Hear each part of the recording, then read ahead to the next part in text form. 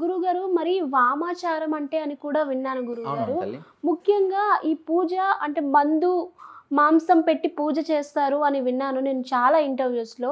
అంటే అలానే చేస్తారా గురుగారు పూజా విధానం? లేదా సాత్వికంగా కూడా చేయొచ్చా గురుగారు? అమ్మా, ప్రతి ఒక్క దేవుణ్ణి సాత్వికంగాను కొలచొచ్చుమా, రౌద్రంగాను కొలచొచ్చుమా. శక్తి పీఠం అన్నప్పుడు చాలా పవిత్రమైనది. అంటే ఒక శక్తి ఉంది అక్కడ. అమ్మవారిలో అన్ని మందిరాలు శక్తి పీఠాలు అయిపోవు కదా తల్లి. అవును. ఎన్నో మందిరాలు ఉంటాయి. శక్తిపీఠం ఎందుకు అంటామంటే శక్తి ఉంటుంది. శక్తులు అనేటివి బలులు కోరుతారనమాట. అమ్మవారు అనేది బలి కోరుతారు. అంటే 10 మందికి ఒక సమస్య ఉంటుందమ్మా. ఒకరు ప్రాణం పోగొట్టుకునేటటువంటి సమస్యలో ఉంటారు. ఒకరు బాగా బ్రతికేసేసి కింద స్థాయిలో పడిపోయినటువంటి వాళ్ళు ఉంటారు. కొంతమంది చేతబడిల్లో పీడితాలు పడిన వాళ్ళు ఉంటారు. ఆ కర్మలు అనేది ఊరికే పోవు కదా తల్లి. ఆ కర్మల్ని పోగొట్టుకోవడానికి ఈ విధంగా పూజ చేస్తారనమాట. కాకపోతే ఈ మధ్యకాలంలో కొంతమంది వ్యక్తులు ఏ విధంగా చేసేసారంటే అమ్మవారి కోసం అనేది ఈ విధంగా మందు మాంసం పెడితేనే అమ్మవారి పూజ అవుతుంది, లేకపోతే లేదు అనే విధంగా అమ్మవారికి కలంకం తెచ్చేటటువంటి పనులు చేస్తూ ఉన్నారమ్మా. మందు మాంసం పెట్టి చేసేటటువంటి పద్ధతి ఉంది, అది ఒక పద్ధతి. ఈ పద్ధతి కాకుండా ఇంకా 4 విధాలుగా అమ్మవారి పూజలు జరుగుతాయి. సమాజంలో వెజ్ తినేవాళ్ళు ఉన్నారు, నాన్ వెజ్ తినేవాళ్ళు ఉన్నారు కదమ్మా. అదేవిధంగా అందరూ భక్తాదులు హృదయాలు ఒకేలా ఉండవు కదా. కొంతమంది బలులు ఇచ్చేవాళ్ళు ఉంటారు, కొంతమంది చెడు ఇచ్చేవాళ్ళు ఉంటారు. ఈ బలులు ఎందుకు సమర్పించే వాళ్ళంటే తమలో ఉన్నటువంటి దోషాలని పాపాలని తమ అహంకారాన్ని పోగొట్టుకోవడానికి ఈ బలులు ఇచ్చేటటువంటి వాళ్ళు.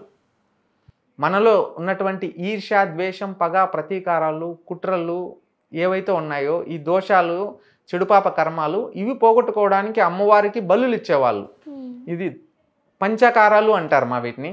వామాచార పద్ధతిలో పూజ చేసేన్ని పంచాకారాలు అంటారు. పంచ అంటే 5 ఇవి వచ్చేసేసి మందు, మద్యం, తర్వాత మత్స్యం, మిథనం, ముద్ర. ఈ 5తో చేస్తారన్నమాట. అంటే ఈ 5 పెట్టి చేయాలని లేదు. భక్తి శ్రద్ధలందు తమ హృదయంలో అమ్మవారిని నెలకొల్పుకొని సాధారణంగా సాత్వికంగా కూడా అమ్మవారి పూజ చేయొచ్చుమా. ఏమంటే ఇప్పుడు ముందు ఇది ఎంతో క్లిష్టకరమైనటువంటిది. అంటే ఇంకా సమస్యకి ఇంకా సమాధానం లేదు, ఇది చేస్తేనే మనకి మంచి జరుగుతుంది అనేటప్పుడు మటుకే ఆ శక్తిని ఆవహించుకొని చేసేటటువంటి పూజ. కాబట్టి ఇప్పుడు ప్రతి ఒక్కరు కూడా చేపిచ్చేసేస్తున్నారు. ప్రతి ఒక్కరు కూడా మందు మాంసం పెట్టే చేపిచ్చేస్తున్నారమ్మా. గుడి లోపల ఖచ్చితంగా అమ్మవారికి వైన్ బాటిల్ పెట్టే ఇస్తారనేది లేదు తల్లి. ఎవరో కొంతమంది పూర్వం అట్లా పెట్టేవాళ్ళు కాదమ్మా. ఇప్పుడు ఈ పద్ధతులు ఆ విధంగా చేస్తున్నారు కొంతమంది. అది తప్పుమా. ఆ విధంగా ప్రతి ఒక్క మందిరంలోనూ పెట్టారమ్మా. గర్భగుడిలో ఎత్తుకొని పోయేసి మందు మాంసం పెట్టినారంటే ఆ గుడి యాజమాన్యం ఎవరైతే ఉంటారో వాళ్ళు మాట్లాడితే తెలుస్తుంది తల్లి. ఇక్కడ కొంతమంది అసత్య ప్రచారాలు చేస్తూ ఉన్నారు.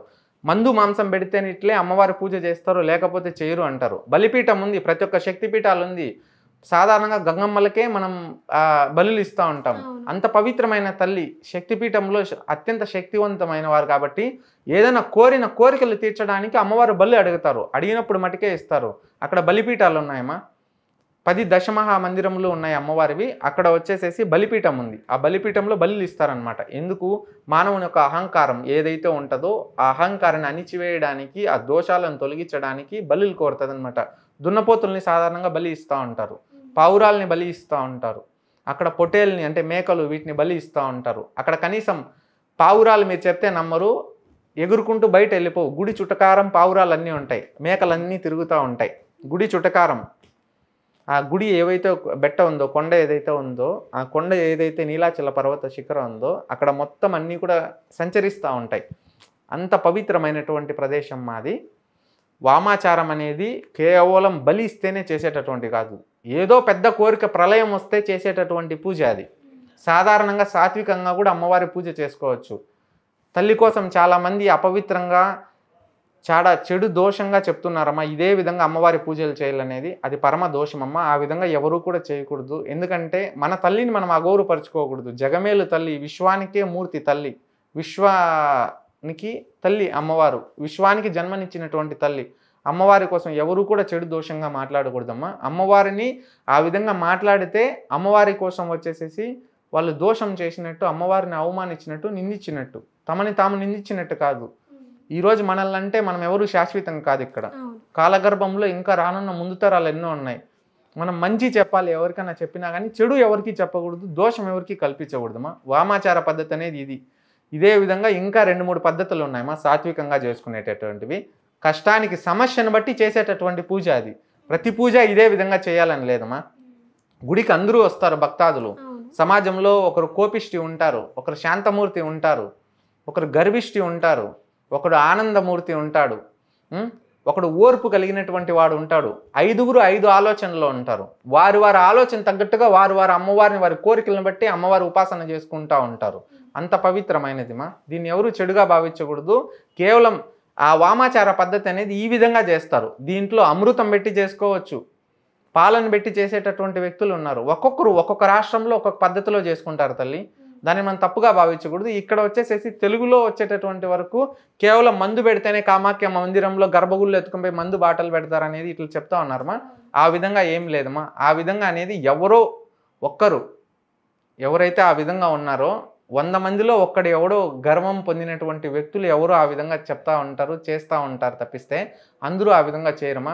అమ్మవారికి సాధారణంగా బట్ట, ఎరుపు బట్ట సమర్పిస్తారు. అందరూ అక్కడ ఎరుపు బట్ట సమర్పిస్తారు, అమ్మవారికి పూలు సమర్పిస్తారు, టెంకాయని సమర్పిస్తారమ్మా.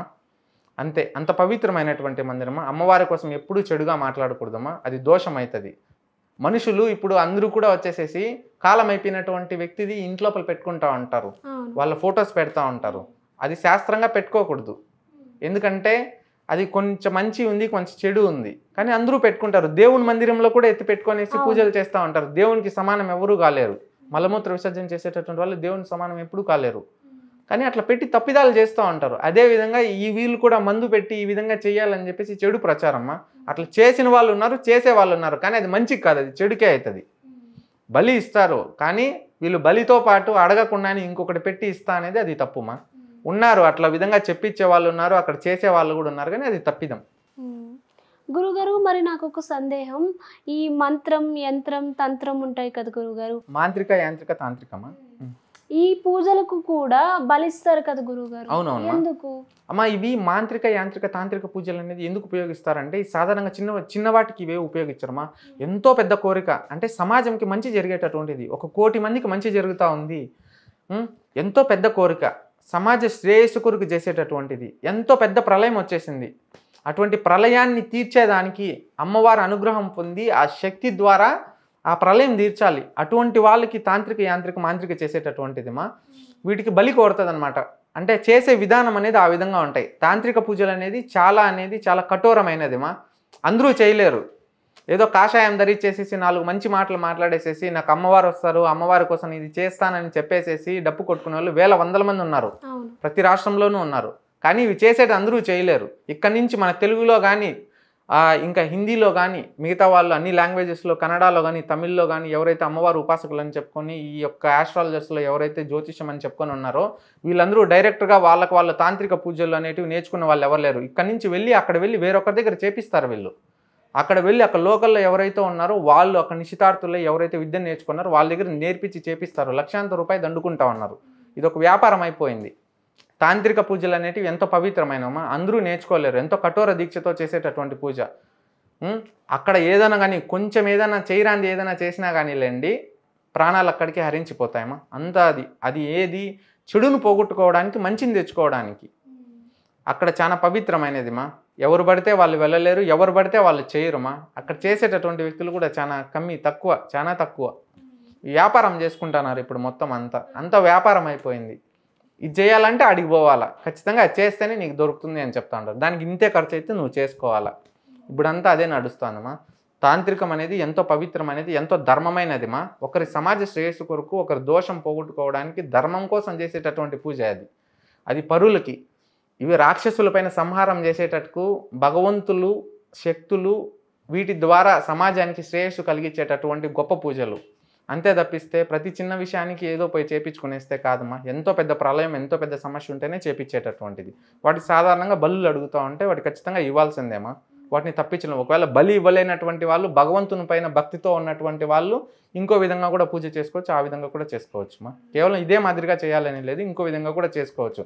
కానీ ఇక్కడ మన తెలుగులో ఉన్న వాళ్ళు కానీ, ఇక్కడ లోకల్లో సౌత్ ఇండియన్స్ ఎవరైతే ఉన్నారో వీళ్ళు కానీ కేవలం ఈ చెప్తాను కదమ్మా, ఈ తాంత్రిక పరమైనటువంటి వాళ్ళందరూ కూడా ఇక్కడ ఉన్న వాళ్ళకి ఈ విద్యలు ఎవరికి తెలియదు.